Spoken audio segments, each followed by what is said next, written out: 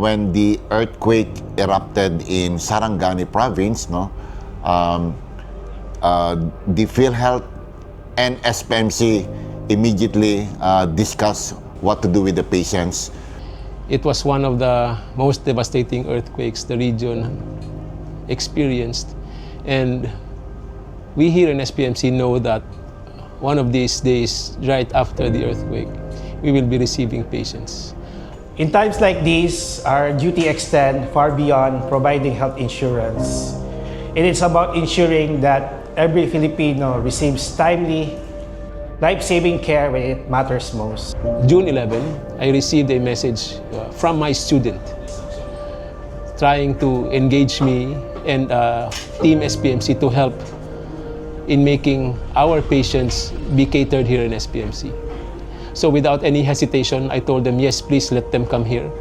And knowing that our president of the PHIC is also an orthopedic surgeon, we know how heavy the burden is, and we want to share in lightening that burden. Upon the steadfast directive and decisive leadership of our PCO, Dr. Edwin Mercado, we at PhilHealth Regional Office 11 worked immediately with the Southern Philippines Medical Center, or SPMC, and the Philippine Orthopedic Association, and our healthcare partners to fast-track the referral and treatment of patients with serious injuries from several affected areas like Sarangani and General Santos City. So, ubay-ubay na dagan mga pasyente dito na mga orthopedics, no? So, we decided that we have it here in SPMC admitted and for operation. Moto ako po, nagbisi-bisi po ko, nagkuhan kunta ko, handa ko sa kuang apo, nga birthday unta. Miskin gamay lang, basta na ikakuan ako sa iya. Pag human ako kuan ng mga plato, plastanan ako dito sa gawas, mugawas unta po ko dito sa gihugasan ako dito. Ning akyo naman uyo, ako na unta mo, lakaw unta ko, mugawas ko dito ba, para maikuan ko dira sa sulod sa CR. Di naman ko kalakaw, di naman ko katikang. Ang ako lang atong gihimo, naglingkod na lang ko sa Indoro, patindog na ko ang duha ka tuhod. Nangatumpag naman ang mga haloblak. Pagkakuan na, wa magdugay, tanaw na ko dira sa kong pikas, nangahulog naman ang mga haloblak. Wa po magdugay. Ang diha sa ko ang tungod sa ako ang kuan dire, natumpag. Ang pader sa haloblak, mo na nakaigoan diri siya nagtumpag yun diri. Yan ang pagkabuntaga, alas 4 pa naghikay na ko sa pamahaw. Nakaroon kay aduna ko'y umahan dito sa kuan pikas nga lugot. Ang hunahuna ko, muadto ko kay magguna ko. Bigla man ang murag ni dahunog. Nihangad ko dito kay kakahuyan man ang dito sa taas. Kabi na ko hurusangin.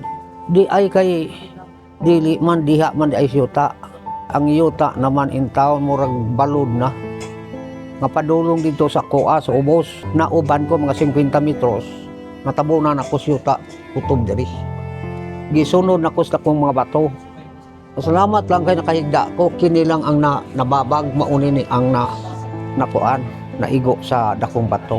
Naabot po taon ko diri, kani lagi kalisod. Kaning kwarta go, dili ba po taon ko nga tanan nga na palito na to. Mo to, murag bugat ako una-una. Wala yun nahimo.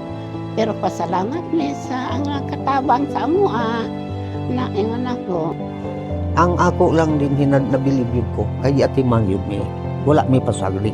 Bisan sa pagkauna mo, wala pa po may makulangi. Nagpasalamat po gyapon mi sa mga doktor din uban sa tanan mga aside din Bilib ko kay permanente yun sila mo doaw. Latiman sa mga. Akong gikalipay din nga bisan ani ang among nasugamakan sa among kakabos, dili na mo mabayaran ang among bill din kung dili mitabangan. Ang ako lang masulti ni ini para sa inyo lo kanang mga membro sa PhilHealth. Dako kayo ming kalipay kay nganong magibuhat kana sa panggobyerno aron matabangan in taon may mga kabuos. Kung matabangan po ang among kalisod nga sama ni. O nalipay kayo ko ma'am, Dok. Our doors are always open for your patients coming from the earthquake hit areas. And we will always try to manage them as swiftly and as professionally as possible. Our President and CEO, Dr. Edwin Mercado, has remained actively engaged, closely monitoring the situation to ensure timely course of action.